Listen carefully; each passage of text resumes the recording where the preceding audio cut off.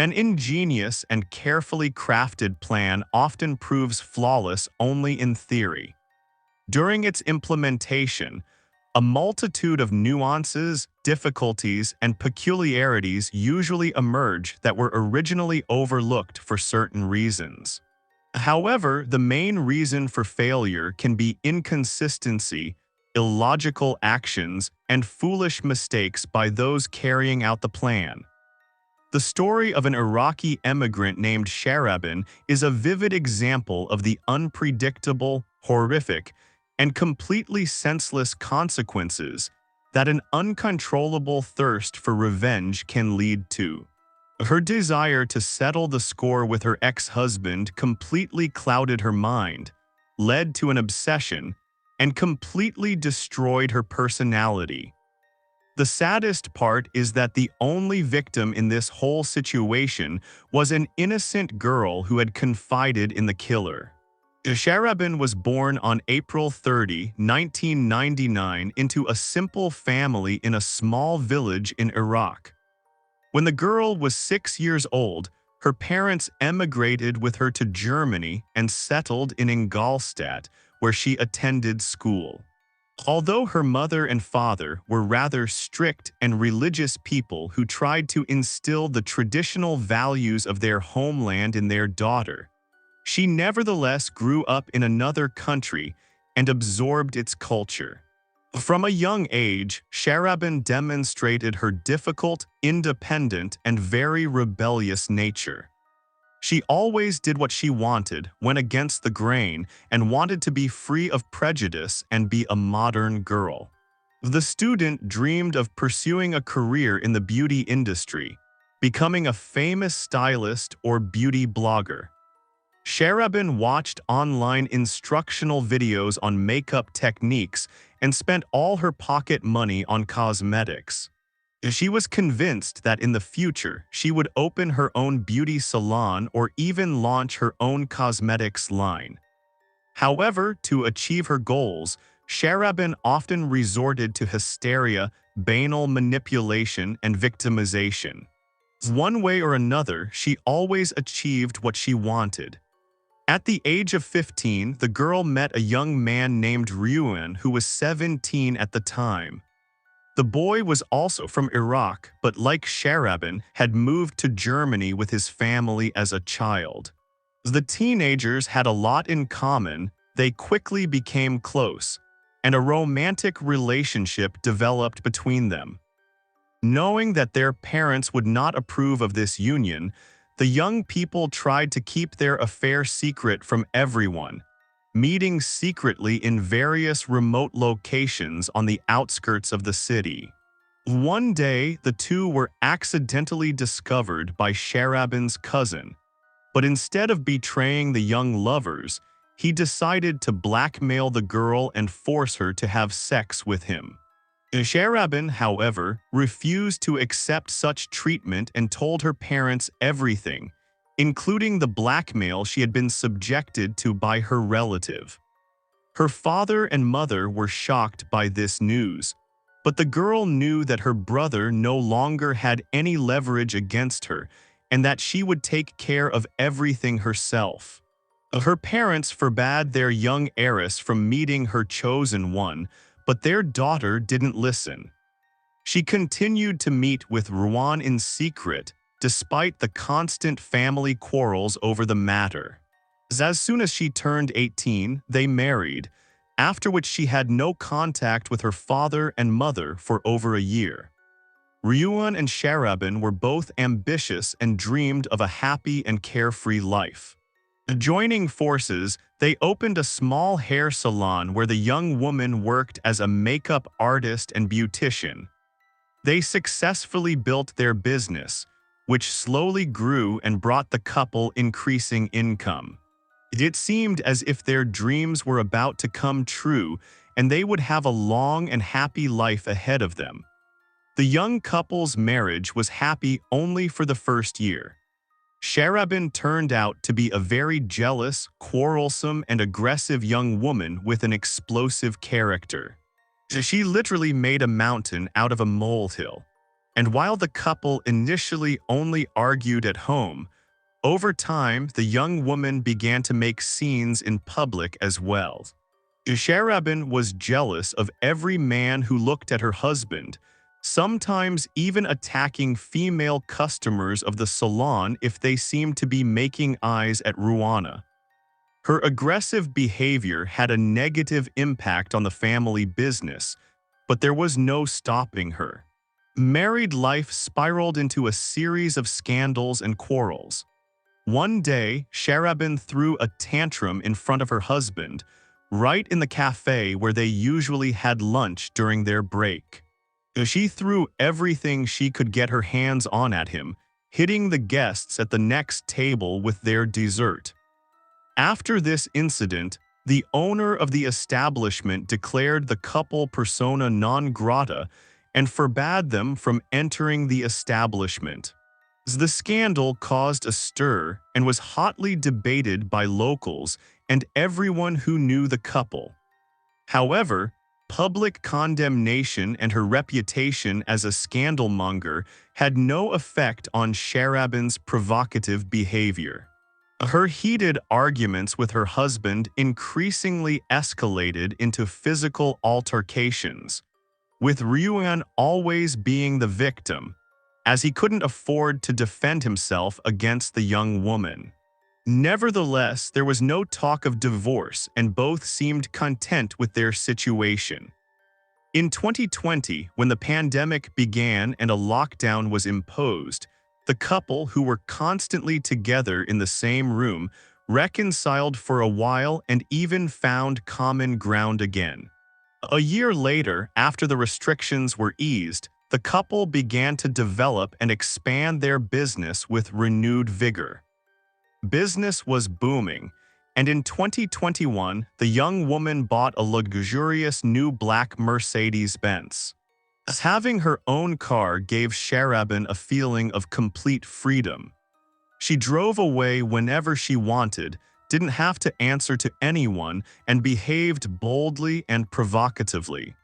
The young woman began visiting various popular nightclubs and other entertainment venues. There, she met men and had affairs for one night or a few dates. Sharaban was cheating on her husband and made no secret of it. Nevertheless, she continued to make jealous gestures, checked his cell phone, and sometimes even stalked him. In a series of fleeting romances, she found a steady lover named Jacob, for whom she harbored strong feelings and even considered going to live with him. The romance between Jacob and Sharaban was very stormy and developed rapidly. And just a few months later, she unexpectedly discovered she was pregnant. She had no doubt about the father of the child, so she told her husband that she was pregnant and was leaving him for her lover.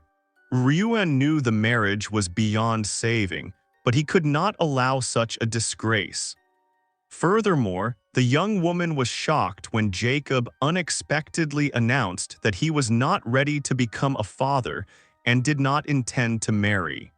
She was completely confused, and her husband's family took advantage, pressuring her and forcing her to terminate the unplanned pregnancy. Everyone knew that this union was doomed, but the couple were in no hurry to divorce. They continued to live under the same roof, and tensions between them grew day by day. Sharaban harbored anger and resentment not only against her husband, but also against his family members who had forced her to give up the child. One day, in a fit of hatred and rage, she broke into Ruan's brother's house, attacked him and his wife, hitting them repeatedly with an electric shocker, and terrified the children. After further arguments that escalated into physical violence, Ruan not only filed for divorce, but also obtained a court order banning Sharaban from approaching him and his family. However, the issue of the business, which was registered in her husband's name and which he wanted to keep for himself, remained unresolved. After separating from Ruan, Sharaban lost the opportunity to work in the salon, and the fate of the salon would now be decided by a court. Moreover, in the resulting situation, the relatives sided with the cheated husband, and Sharaban was shunned by almost everyone. She lived in a rented apartment, had no contact with other people, and hatched a devious plan for revenge. Sharaban decided to fake her own death and frame her ex-husband so that he would be imprisoned. To carry out this plan, she needed the body of a young woman whom she could pass off as herself. This sounded completely crazy at first, but Sharaban began searching for a suitable victim with a manic obsession. She scoured social media, looking at one page after another. She paid attention to details, took notes, and selected candidates. Finally, she settled on a 23-year-old waitress named Khadidja who met all the criteria. From the same social media, Sharaban knew that her potential victim had grown up in an orphanage and thus had no relatives who would have been immediately alerted. Khadidja was also an immigrant, but originally from Pakistan. As a child, she had moved to Germany with her father, but his father soon ended up in prison, and the girl was placed in a children's home. Despite all the difficulties and hardships she faced in a foreign country, Khadidja was a positive and open girl. She dreamed of pursuing a career in show business, working on television or acting in films, and constantly went to castings, auditions, and rehearsals. This was precisely what the devious villain decided to exploit. Sharaban double-checked everything and made sure she couldn't find a better candidate. The girl was the same height as her, had the same figure, very similar facial features, and even the same clothing style. As in real life, they could have actually passed for biological sisters. In April 2022, Sharaban created a fake account on a popular social network, which she ran as a talent agent. She designed it convincingly, gained followers, and regularly posted about castings and other events. Everything looked very realistic, and by mid-June she messaged her victim, introducing herself as the casting director of a well-known German rapper. Sharaban informed Khadidja that she had been selected to film the artist's music video and invited her to an audition. She was overjoyed, immediately accepted, and already considered herself a real star. Khadidja was a fan of the artist and decided to write to him personally to thank him and clarify some details. But then it turned out that no filming was planned in the near future and no one was looking for actors. Khadidja immediately suspected that someone had tried to scam her, but she didn't understand who had done it or why. She had the account blocked. Sharaban had to quickly come up with a new, credible plan that would work 100%. It took her another 2 months, and this time she created a page disguised as the profile of a new beauty salon. Sharaban wrote to her victim again, inviting her to free beauty treatments as part of a promotion for the salon. The only condition was that she consent to photo and video recordings of her makeup and hair care. Suspecting nothing, she agreed. However, the salon was located across town, and it would be extremely inconvenient for her to get there. The so-called salon owner, however, promised to personally pick her up from her home and then bring her back. At the same time, Sharaban made sure not to overlook any detail to ensure everything went according to plan. She closely observed her victim and had her hair cut exactly the same way as her, even slightly adjusting her hair color so that their hairstyles were identical. Furthermore, the criminal made sure in advance that her plan would work, and that her parents would identify the body as hers. They would identify their daughter. She moved into their house for a month after asking for forgiveness. Her father and mother naturally forgave their daughter and took her back. According to Sharaban's plan, they were the ones who would find her body. She arranged to meet with her victim on August 16th in the evening and asked her to wear a dark blue dress she had seen in a photo on a social network. Sharaban bought the same dress in time and wore it that day, showing it to her parents several times so they could remember what she was wearing. The perpetrator told her relatives that she would meet with her ex-husband to discuss the division of the business out of court. She appeared anxious and said she was nervous about the upcoming meeting and feared Ruan's reaction. Sharaban promised to be back by the evening. After leaving the house, Sharaban started her car and drove off. At around 5 p.m., when her mother tried to reach her, her phone was switched off.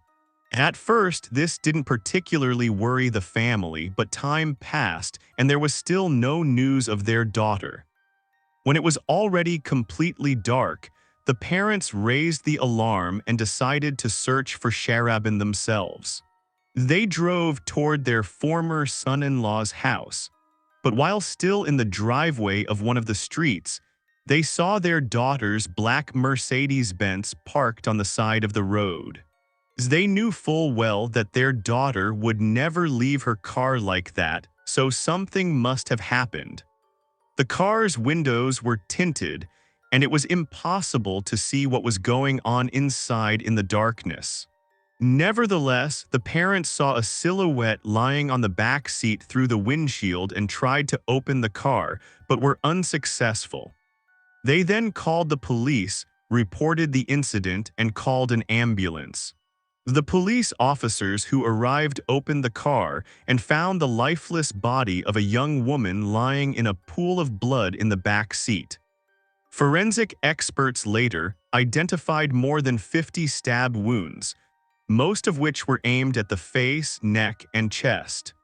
Whoever committed this act apparently didn't want to give the unfortunate woman any chance of survival. Although the victim's face was disfigured beyond recognition, her distraught parents immediately identified the dead woman as their daughter. She was wearing the same dress she had left the house in, her purse with her documents lay beside her, and her bracelet was on her arm. News of Sharaban's brutal murder spread throughout the city almost instantly, especially since the body was found in the area where she had previously lived with her husband. Incidentally, her husband immediately became the prime suspect. The parents reported that their daughter had gone to her former son-in-law's house to settle business matters and hadn't returned. Her car was found by the side of the road. The police immediately decided to arrest and interrogate Ruan, but when he realized he could be framed for his ex-wife's murder, he managed to escape and could not be found. This circumstance only increased suspicion against him, as they had separated with a major scandal, divided their business in court, and practically hated each other. So the man had an obvious motive. Although the parents immediately identified the murdered woman as their daughter, and the body was found in a car belonging to Sharaban, law enforcement officials had some doubts about the accuracy of the identification of the remains. Furthermore, rumors spread throughout the city that the deceased had been seen on the evening of August 16, when she was supposedly already dead.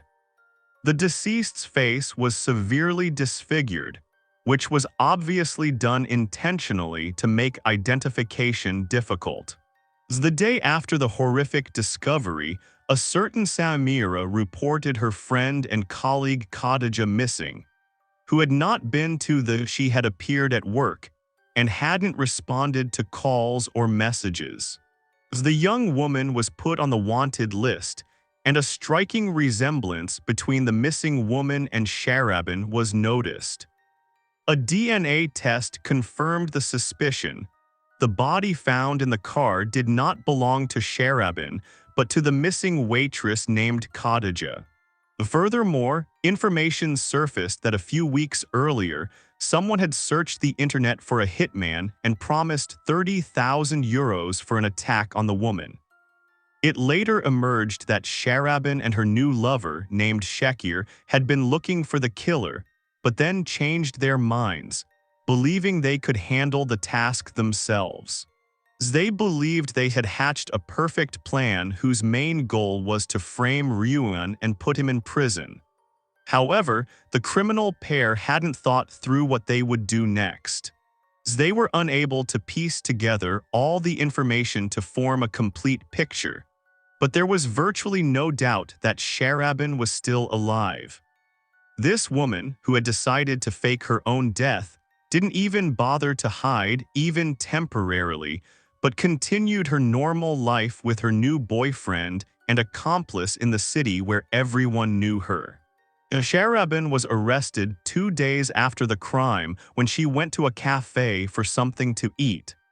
She was immediately recognized by several customers who alerted the police. Upon her arrest, the woman immediately revealed the whereabouts of her accomplice and tried to shift the blame onto him. The criminal couple, who had seemingly planned their insidious and cruel plan down to the last detail, couldn't explain how they would proceed if everything had worked out and Sharaban had been officially declared dead, and her ex-husband had been imprisoned. What would the woman have done then? Simply stay in the city where everyone knew her. And where would she have gotten new papers? It's also important to remember that her story had been reported nationwide, so she wouldn't have been able to hide anywhere in Germany or even Europe. The lovers only had the money Sharaban had withdrawn from her account, and it wasn't a lot. They left the car with the body to make the story believable, as it was part of their plan. However, after her death, Sharaban could no longer claim any share of the business they had once conducted with Ruan. The couple hadn't considered this, nor had they considered the possibility that DNA traces, dental records, or fingerprints could be used to identify the body. The love between Sharaban and her boyfriend was over as soon as the couple was arrested. Now each was on their own, trying to shift most of the blame onto the other. Shekir claimed that his lover had planned, thought out, and carried out the crime herself, and that he had only helped her escape. The young woman, on the other hand, claimed that the young man had decided to kill Khadidja, while she had changed her mind. At the agreed time, a prestigious black Mercedes-Benz drove up to the house where Khadidja lived. Sharaban introduced herself as the owner of the salon, and Shekir played the role of her personal driver. The prospective victim was confused and even alarmed that she and the owner looked like twins and were even dressed alike, but the owner quickly calmed her down, saying it was necessary for advertising purposes. When all three were in the car, Sharaban pretended they were running late and needed to hurry. The driver took them on a shortcut through a vacant lot. There they stopped. Shekir announced that a tire was flat and needed to be changed, so everyone had to get out for a moment. But as soon as Khadidja got out of the car, the man attacked her with a knife, stabbing her in the chest, face, and neck. He beat her repeatedly until the woman's face was a bloody mess.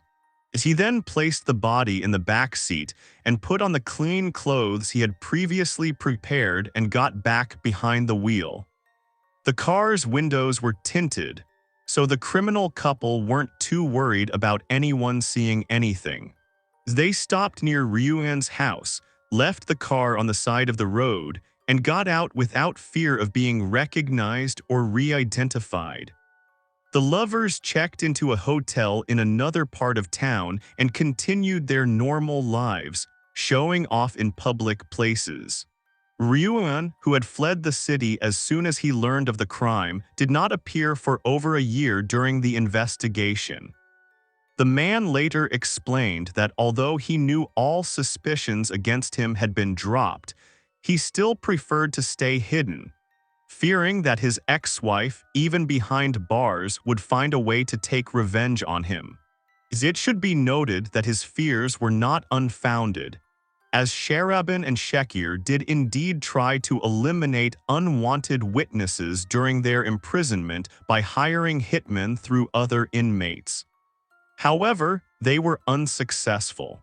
In court, the lovers blamed each other, but neither showed any remorse for the crime.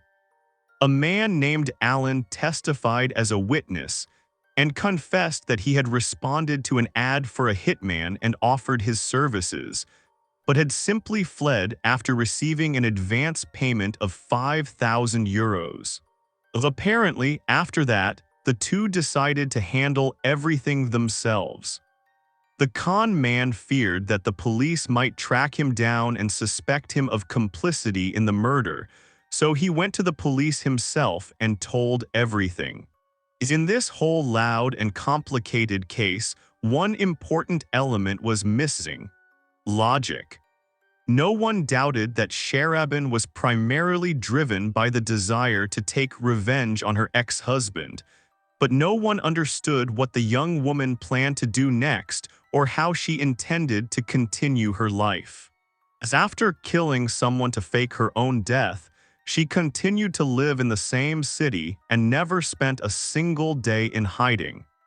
She also didn't give any thought to where she would get money in the future. This was precisely what the lawyers tried to build their defense on, pointing out her weak motivation and lack of a plan for further action. Allegedly, the defendant hadn't completed her plan, and Shekir had done everything alone, hoping for a financial reward. Nevertheless, in December 2024, Sharaban and her lover were found guilty of premeditated murder committed jointly. Both were sentenced to life imprisonment without the possibility of parole. Thank you for watching and take care of yourselves.